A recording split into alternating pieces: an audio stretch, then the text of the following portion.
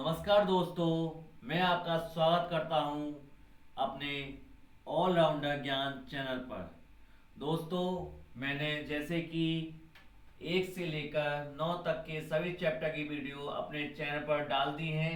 अगर आपने वो वीडियोस नहीं देखी हैं तो सबसे पहले आप उन वीडियोस को देखें जिससे आपको टैली या P9 का संपूर्ण ज्ञान हो सके।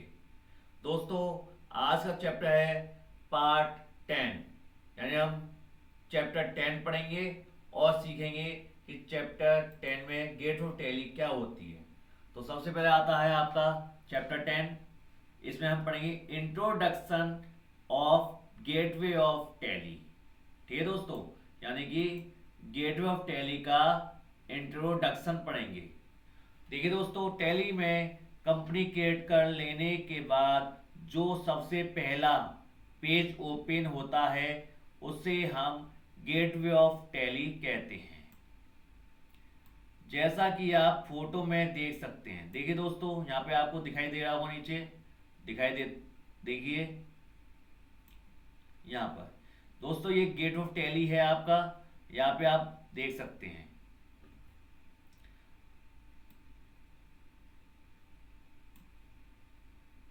अब इस फोटो को हम कुछ पार्ट में डिवाइड कर देंगे जिससे कि हम गेटवे ऑफ टैली को अच्छे से समझ पाएंगे कि गेट ऑफ टैली में क्या क्या फंक्शन होते हैं और कहाँ कहाँ होते हैं।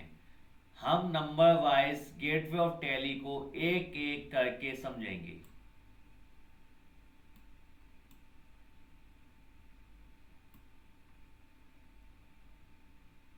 ठीक है दोस्तों, अब आता हूं मैं अपने पॉइंट्स पर कि सबसे पहले कौन सा पॉइंट्स कहाँ पे है। तो दोस्तों, यहाँ पे आते हैं। अब बढ़ता हूं मैं नीचे की ओर।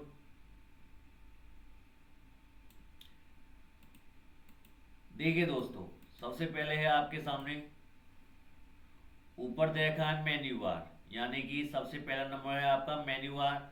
दूसरा है फंक्शन बार, इसको हम फंक्शन बार बोलते हैं।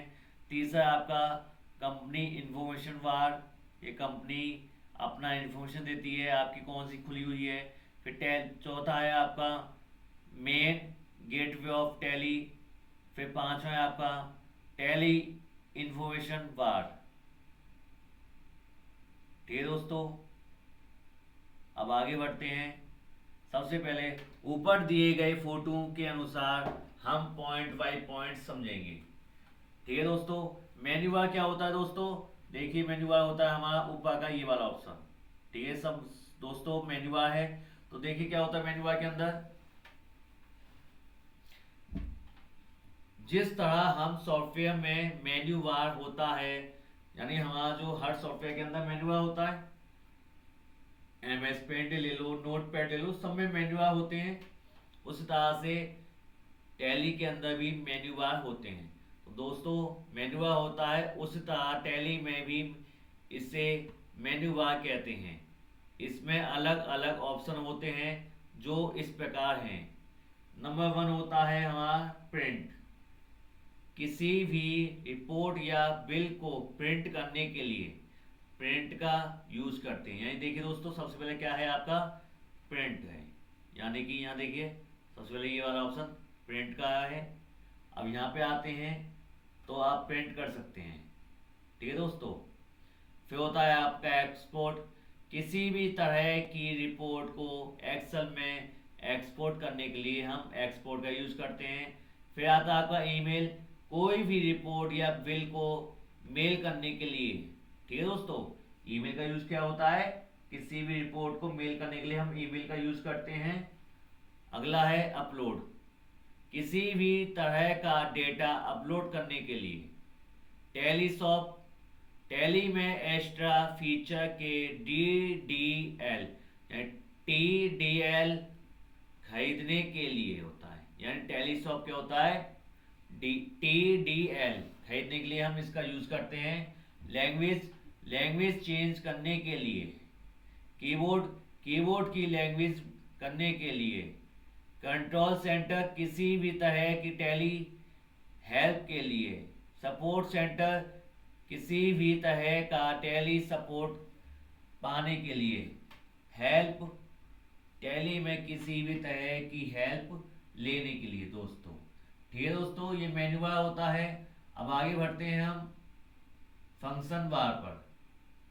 दोस्तों इस पॉइंट को फंक्शन बार कहते हैं क्योंकि इसमें जितने भी फंक्शन हैं उन सभी को यूज करने का शॉर्टकट कीबोर्ड में जो फंक्शन की होते हैं F1 से लेकर F12 तक ज़्यादातर यही की यूज में ली जाती हैं, इसलिए इसे फंक्शन बार कहते हैं।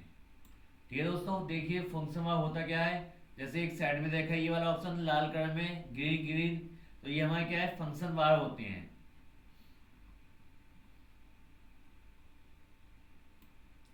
टैली के अलग अलग पेज पर फंक्शन बार चेंज होते रहते हैं। फिलहाल गेटवे ऑफ टैली पर जो फंक्शन बार में ऑप्शन है वो कुछ इस तरह से हैं। Number 1, select company. तो दोस्तों आप अल्ट के साथ F1 दबाते हैं तो आपको सिलेक्ट कंपनी का ऑप्शन दिखाई देगा। तो देखिए दोस्तों, टैली में बनी हुई किसी भी कंपनी को सिलेक्ट करने के लिए F1 का यूज करते हैं। अगला है अल्ट F1। अल्ट F1 के लिए हम दबाते हैं अल्ट F1 को तो कंपनी को शट डाउन करने के लिए करते हैं। जैसे कि पहले से खुली हुई कंपनी को बंद करने के लिए अल्ट F1 दबाते हैं। दूसरा है आपका F2, इसमें आपको डेट को चेंज करने के लिए इसका F2 का यूज करते हैं। फिर आता है आपका अल्ट F2। दोस्तों इसमें अल्ट F2 को दबाकर हम ये देखते हैं आपको डेट कहाँ से कहाँ तक की चाहिए। ठीक है दोस्तों, अब आता है alt F3। Alt F3 company info आती है।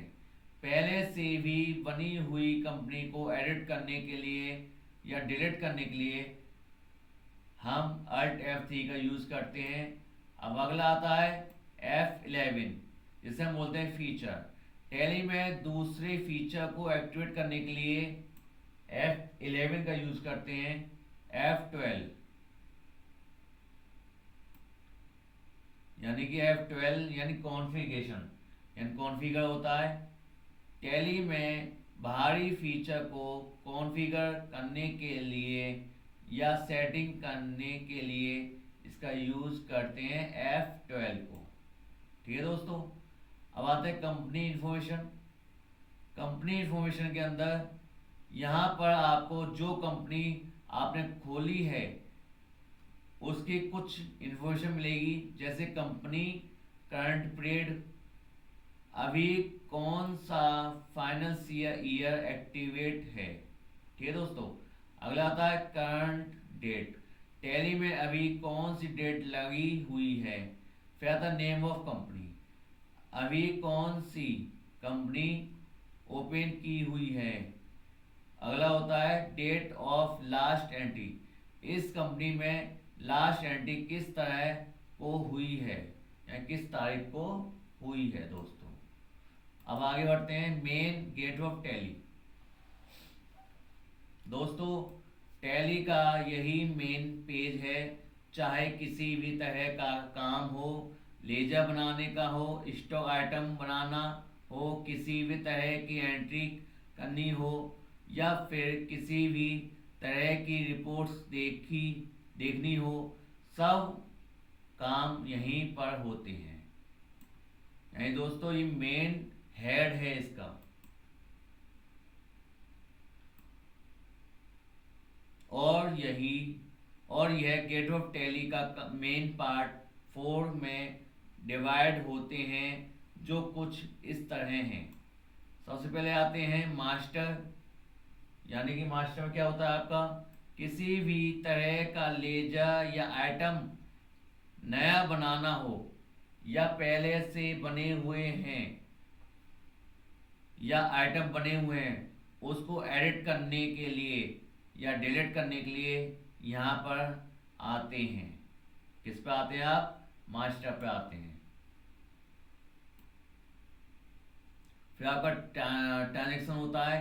टैली में किसी भी तरह की एंट्री करने के लिए फंक्शन का यूज किया जाता है। यूटिलिटीज टैली के कुछ एडवांस फीचर का